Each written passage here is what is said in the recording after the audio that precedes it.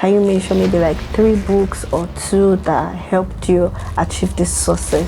So I'll tell you a book I love so much, and most of my staff, all my staff, they know the book. I have 3 books: The Richest Man in Babylon, 7 Habits of Highly Effective People, and the Book of Proverbs in the Bible. That book is my all-time best book. I had to break my back. I had to work, have transport. I was a misfit then. I was trying to find purpose. I was the kind of guy that was least likely to succeed in the neighborhood.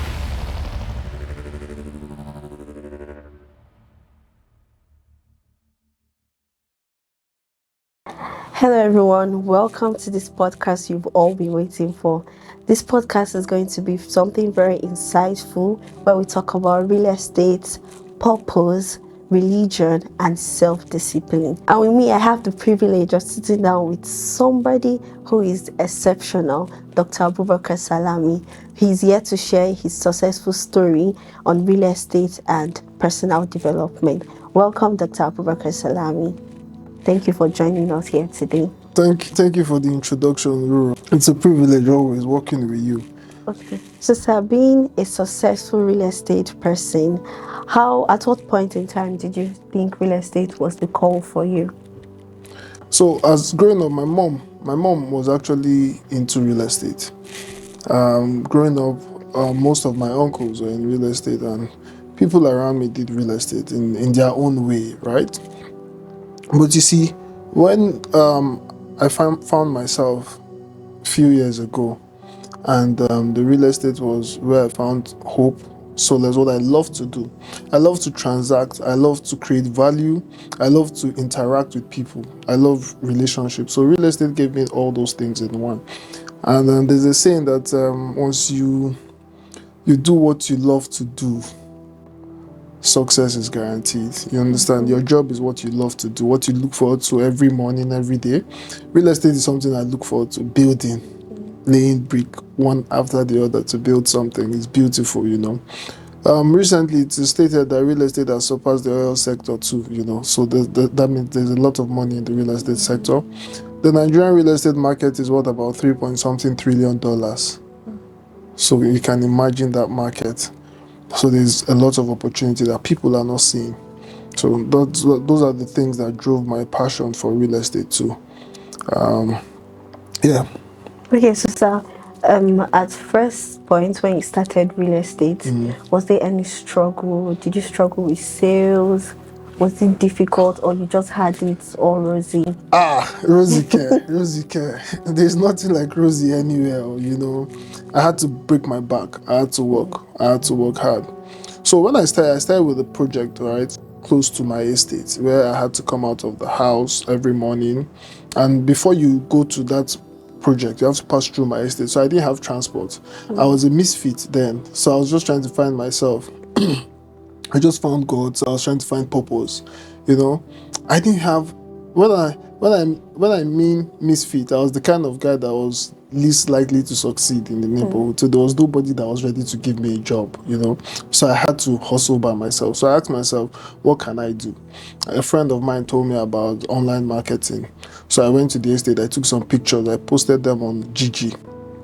Every day I come out of my house, I'll wait for the clients. After they've called me, we booked appointment. I had one dead suit. In short, that suit, I still have it to today. My godmother, may her soul rest in peace, Auntie Anik bought it for me. Her son gave it to me. So the suit the pocket was torn like this. So it was a black suit. I just always hang the suit. Every morning I'll take my bath and I'll just be doing my thing. And in the afternoon, a client is coming, I'll dress up, stand by the road. The client picks me, we go for inspection. You know, then there was this lady, Hajia Hawa, who mentored me too, you know. So every time I take the client to her, because she was a professional. Then I didn't know about real estate sales. So when she's delivering the sales, pitching to the client, I was taking note and I always listening. What she told them, I learned everything from her when it comes to sales. So, you know, on and on. So when I get back to the house, I'll put my suit, my coat, and I'll hang it again. So that was it for me. And mind you, there was this story. There was one hot afternoon, I was coming back with my coat, and one guy a friend of mine in the neighborhood was like, where they come from this hot afternoon? Who you don't go job again? They were laughing at me and all that, And when I got home, I told myself, I'm not going to wear this suit anymore. So the next morning, I was watching a YouTube video, and it said that be okay with being different from the norms. You understand? Because I always wanted to be different from the norms. I didn't want to be the roadside agent. I didn't want to be the roadside real estate guy. I wanted professionalism, right? So I went back to wearing my suit, you get. Until today, I'm still wearing my suit, And guess what? Those boys that laughed at me, they are still struggling. They are still broke. They still come to me for handouts. You understand? So I refused to change. I just wanted to do the right things. So after the sales, I started marketing, learning, reading, studying, and I got good at it because I told, see, till tomorrow, whatever I'm doing, I'm going to be the best. You understand? Whatever I'm doing, if I'm going to be eating, I'm going to be the best. If I'm going to be drinking, I'm going to be the best. You understand? So sales became a part and parcel of me. I'm a foremost salesperson right now. I can sell water to the ocean. I can sell sand to the desert, But those things did not just come from, I want to make money. No, purpose. I want to be good. I want to be the best. I want to create value. I want to create impact. Those are the things that drove me to continue to become, to learn to become a better version of myself. So I'm in competition with myself every other morning, My today is better than my yesterday. My tomorrow will be better than my today.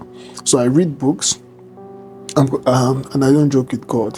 So there's no Abubakar story without salvation, So those are part of the things that how we had to struggle to start.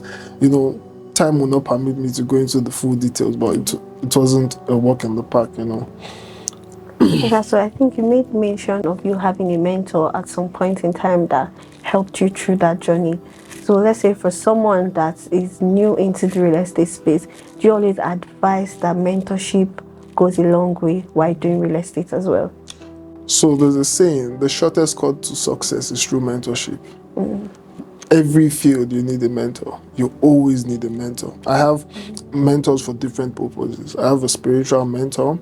I have a mentor that has to do with relationship, family affair and all that, right?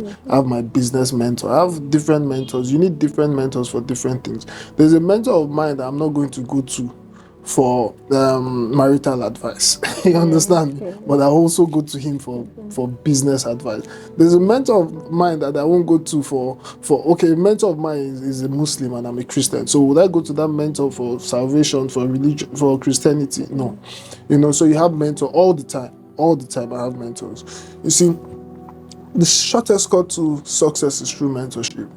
You will leverage on your mentors' connections, relationship, network, you understand me, resources, because he has told that part before.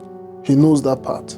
So he will guide you from making certain mistakes. You understand? So it is necessary. See, a tree cannot make a forest. You need mentors. You need mentors. Okay, so you also made mention of you reading books at some point in time. Oh my goodness. So did that also help your real estate journey? Can you mention maybe like 3 books or 2 that helped you achieve this success that you are doing today? So I'll tell you a book I love so much, and most of my staff, my staff, they know the book. I buy it for people till tomorrow. 3 books. The Richest Man in Babylon, right? 7 Habits of Highly Effective People, and the book of Proverbs in the Bible. The book of Proverbs in the Bible comes with a lot of wisdom from King Solomon, the wisest man. So that book is my all-time best book. It's about 30-something chapters in the Bible, right? And if you wake up every morning and you read Proverb every now and then, and it's accessible, it's everywhere. Everybody has a Bible. Everybody should have a Bible, So the book of Proverbs is one of my favorite books. All right, thank you very much, Dr. Abubakar Salami, for having this insightful conversation with us today. Stay tuned for more insightful topics on real estate, personal development, faith, and drug abuse. Don't forget to like, share, and comment on this video. My name is Ogenere Rakoe, and I'll be seeing you in our next video.